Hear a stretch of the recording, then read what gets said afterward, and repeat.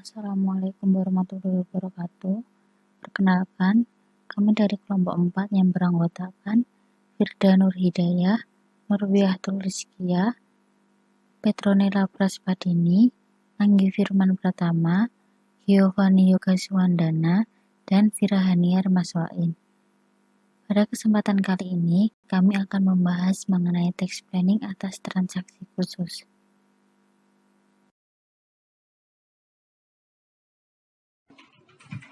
BOT merupakan kerjasama yang dilakukan antara pemegang hak atas tanah dengan investor yang menyatakan bahwa pemegang hak atas tanah memberikan hak kepada investor untuk mendirikan bangunan selama masa perjanjian bangun guna serah dan mengalihkan kepemilikan bangunan tersebut kepada pemegang hak atas tanah setelah masa bangun guna serah berakhir. Pendapatan dan biaya investor. Penghasilan yang diterima atau diperoleh investor antara lain sewa, penghasilan sehubungan dengan hak pengusahaan bangunan, penggantian atau imbalan yang diterima dari pemegang hak atas tanah apabila masa perjanjian bangun guna serah diperpendek. Selanjutnya, untuk pengaturan biayanya harus sesuai dengan pasal 6 ayat 1 dan memperhatikan pasal 9 ayat 1 Undang-Undang PPH. Biaya-biaya yang dikeluarkan oleh investor untuk mendirikan bangunan merupakan nilai perolehan investor untuk mendapatkan hak menggunakan atau hak mengusahakan bangunan tersebut. Pendapatan dan biaya pemilik hak. Jika pemegang hak atas tanah bukanlah pemerintah, maka akan muncul pemajakan terhadap penghasilan yang diperoleh.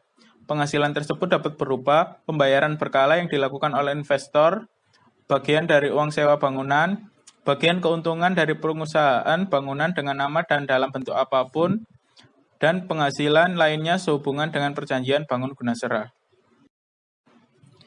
Pajak yang dikenakan yaitu sebesar 5% dari jumlah bruto nilai yang tertinggi antara nilai pasar dengan nilai jual objek pajak yang bersifat final dan harus dilunasi selambat-lambatnya tanggal 15 bulan berikutnya setelah penyerahan. Sewa guna usaha atau leasing bisa dikelompokkan menjadi dua, yaitu sewa guna usaha tanpa hak opsi atau operation lease dan sewa guna usaha dengan hak opsi atau financial lease atau capital lease. Financial lease atau sewa guna usaha dengan hak opsi itu perlakuan perpajakannya adalah lease dan lessor memiliki kontrak perjanjian. Nah, jika kontrak habis, maka lease diberi pilihan untuk membeli barang itu atau tidak. Nah, ini akan terutang PPN atas penyerahan barang yang diberikan dan juga akan terutang PPh 23 atas jasa pembiayaan. Sedangkan operation lease atau sewa guna usaha dengan tanpa hak opsi, barang tersebut harus dikembalikan kepada lessor dan tidak ada penyerahan barang tersebut sehingga tidak terutang PPN dan terdapat PPh 23 sebesar 2% atas jasa pembiayaan. Kemudian, kalau berdasarkan perencanaan pajak atau tax planning, kita lebih memilih untuk menggunakan financial lease atau sewa guna usaha dengan hak opsi. Karena yang pertama, barang tersebut itu milik lise atau milik kita sebagai pembeli. Sehingga jika sudah dibeli, maka akan ada beban penyusutan barang yang akan mengurangi pajak terutang. Nah, karena di kalimatnya udah ada dengan hak opsi, maka lease atau pembeli itu bisa memilih untuk membeli atau tidak. Nah, jika pembeli itu tidak memilih untuk tidak membeli, maka biaya cicilan yang dibayarkan kepada lessor itu dapat dikurangkan dari penghasilan sehingga juga akan mengurangi pajak terutang. Kemudian, kalau kita membeli barang tersebut, maka biaya perawatan barang yang sudah dibeli dapat juga dijadikan sebagai beban sehingga dapat mengurangi pajak terutang. Sedangkan dari sudut tax planning, kenapa sih perusahaan itu memilih membeli aset secara leasing daripada tunai? Karena ya memang alasannya adalah penghematan pajak, dan yang kedua adalah penghematan atau pengaturan dalam cash flow. Jika penghematan pajak, beban pajak, itu artinya karena dari sudut pengusaha semakin cepat masa pengembalian modal pembelian, maka akan semakin menguntungkan dan semakin efisien cara pembelanjaan perusahaan. Kemudian, jika menggunakan leasing juga akan menghemat cash flow dengan artian perusahaan tidak perlu mengeluarkan uang tunai atau beban kas pada bulan atau saat itu juga yang terlalu banyak sehingga akan mengganggu cash flow perusahaan. Padahal kan kita nggak tahu perusahaan itu akan membutuhkan uang kas berapa di bulan itu dan sebagainya. Intinya kalau menggunakan leasing, setidaknya cash flow itu tetap bisa berjalan dengan lancar dan keadaannya juga normal. Revaluasi aset tetap. Revaluasi aset tetap adalah penilaian kembali aset tetap perusahaan. Hal ini dilakukan akibat adanya kenaikan nilai aset tetap di pasaran atau karena rendahnya nilai aset tetap dalam laporan keuangan perusahaan.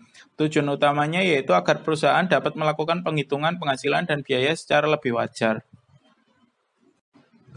Tarif pajaknya yaitu 3% untuk pemohon sampai dengan 31 Desember 2015 dan penilaian kembali selesai paling lambat 31 Desember 2016. 4% untuk pemohon periode 1 Januari 2016 sampai dengan 30 Juni 2016 dan penilaian kembali selesai paling lambat 30 Juni 2017. 6% untuk pemohon periode 1 Juli 2016 sampai dengan 31 Desember 2016 dan penilaian kembali selesai paling lambat 31 Desember 2017. Selanjutnya, setelah itu akan dikenakan tarif 10%. Manfaat revaluasi aset tetap yaitu meringankan kewajiban perpajakan, mengontrol permodalan, menarik minat investor terhadap perusahaan, dan menunjukkan posisi kekayaan yang wajar. Yang perlu diperhatikan oleh perusahaan yang akan melakukan revaluasi aset tetap yaitu harus memastikan kondisi perusahaan, apakah laba atau rugi, memperhatikan tarif pajak tertinggi jika perusahaan laba, jika perusahaan mengalami kondisi rugi, kapan terjadinya, apakah di tahun berjalan atau tahun-tahun sebelumnya, dan revaluasi aset ini berdampak pada pajak. Selanjutnya adalah transaksi khusus yaitu utang atau piutang kepada pemegang saham. Utang atau piutang kepada pemegang saham pada dasarnya semua pinjaman yang diberikan oleh pemegang saham kepada perusahaan akan terutang bunga dengan tingkat suku bunga wajar. Nah, kecuali untuk pinjaman maksudnya tanpa bunga dari pemegang saham yang diterima oleh wajib pajak berbentuk perseroan terbatas diperkenankan bila dipenuhi syarat sebagai berikut. Jadi, suatu usaha jika memberikan utang atau piutang kepada pemegang sahamnya, maka biasanya kan dikenakan bunga. Namun, ini dikecualikan atau tanpa bunga itu kepada WP yang berbentuk PT. Dengan syarat yaitu, satu, pinjaman tersebut berasal dari dana milik pemegang saham itu sendiri dan bukan berasal dari pihak lain. Yang kedua, modal yang seharusnya disetor oleh pemegang saham pemberi pinjaman telah disetor seluruhnya. Yang ketiga, pemegang saham memberi pinjaman tidak dalam keadaan merugi. Dan yang keempat adalah PT penerima pinjaman sedang mengalami kesulitan keuangan untuk kelangsungan usahanya.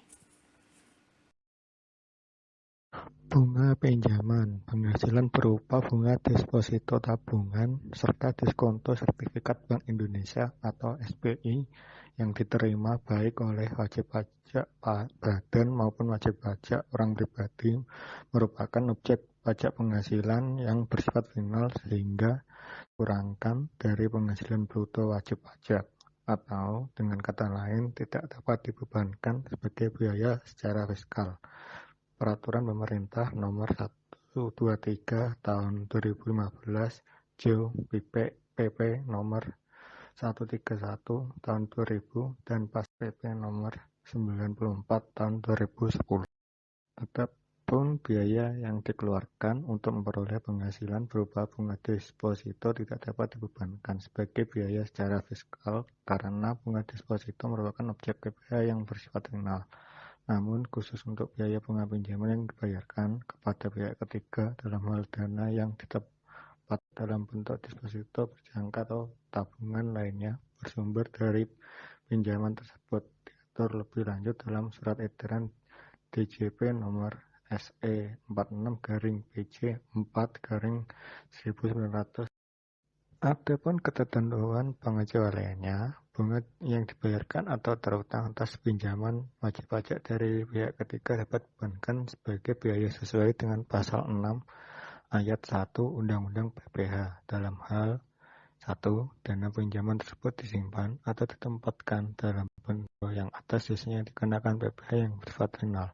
2. Adanya keharusan bagi wajib pajak untuk menempatkan dana dalam jumlah tertentu pada suatu bank dalam bentuk deposito berdasarkan ketentuan perundang-undangan yang berlaku, sepanjang jumlah deposito dan tabungan tersebut semata-mata untuk memenuhi tersebut. Misalnya, cadangan biaya reklamasi yang harus ditempatkan dalam bentuk deposito atau tabungan di bank pemerintah. 3. Dapat dibuktikan bahwa penempatan deposito atau tabungan tersebut dananya berasal dari tambahan modal dan sisa laba. Penghapusan piutang tak tertagih. Piutang yang tak tertagih adalah salah satu bentuk kerugian yang harus diantisipasi dengan berbagai transaksi. Untuk menutupi kerugian ini, tidak ada tafsiran kerugian piutang yang dibebankan pada akhir periode. Tapi kerugian piutang diakui saat tidak dapat ditagih sehingga harus dihapuskan dan dibebankan pada rekening atau kerugian piutang. Terdapat dua metode yang dapat digunakan untuk mencatat saat terjadi kerugian piutang, yaitu 1. Metode cadangan, 2. Metode penghapusan langsung. Selanjutnya ada biaya praoperasi atau biaya pendirian. Biaya praoperasi atau biaya pendirian yang dikeluarkan sebelum operasi komersial yang mempunyai masa manfaat lebih dari 1 tahun yang dikeluarkan sebelum operasi komersial, pembebanannya melalui amortisasi sesuai dengan masa manfaatnya. Pengeluaran untuk biaya pendirian sendiri suatu perusahaan dibebankan pada tahun terjadinya pengeluaran atau diamortisasi sesuai dengan kelompok harta tak berwujud, masa manfaat, dan tarif yang ditetapkan dengan ketentuan sebagaimana dimaksud dalam pasal 11A ayat 2 Undang-Undang PPH nomor 36 tahun 2008. Biaya-biaya yang dapat dikeluarkan sebelum operasi komersial suatu perusahaan antara lain biaya studi kelayakan dan biaya produksi percobaan.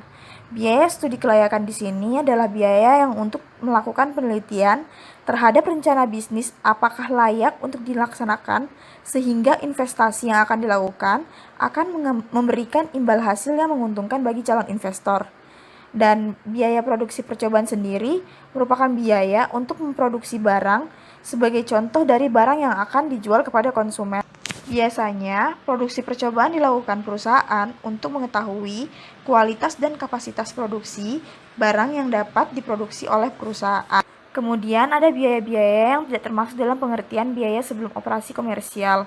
Di sini, biaya-biaya operasional yang sifatnya rutin, yang antara lain ada gaji pegawai, biaya rekening listrik, biaya telepon, biaya alat tulis kantor. Dan biasanya untuk pengeluaran operasional yang rutin ini tidak boleh dikapitalisasi tetapi dibebankan sekaligus pada tahun pengeluaran. Kemudian ada reimbursement. Reimbursement di sini merupakan penggantian pembayaran sebesar jumlah yang nyata-nyata telah dibayarkan oleh pihak kedua kepada pihak ketiga, di mana transaksi reimbursable items merupakan pengeluaran-pengeluaran yang sudah ditalangi lebih dulu oleh pihak lain, kemudian dimintakan penggantian ke perusahaan. Transaksi ini dilakukan untuk transaksi yang melibatkan 3 pihak sekaligus. Secara fiskal, transaksi reimbursement dituntut senantiasa konsisten antara substansi, ketentuan formal dalam kontrak, pembukuan, dan dokumentasinya, sebagai konsekuensi logis dari batasan fiskus. Reimbursement harus memenuhi beberapa hal berikut, yakni yang pertama, faktur tagihan dari pihak ketiga disertai dengan perjanjian tertulis. Yang kedua, sebagai penggantian pembayaran, bukti harus dibuat atas nama penanggung beban atau atas nama pihak yang membayarkan lebih dahulu. Terus yang ketiga, jumlah nyata-nyata dibayarkan, artinya tidak boleh ada markup atau markdown. Yang keempat, terdapat faktur tagihan atau bukti pembayaran yang telah dibayarkan oleh pihak kedua kepada pihak ketiga. Selanjutnya mengenai pembukuan.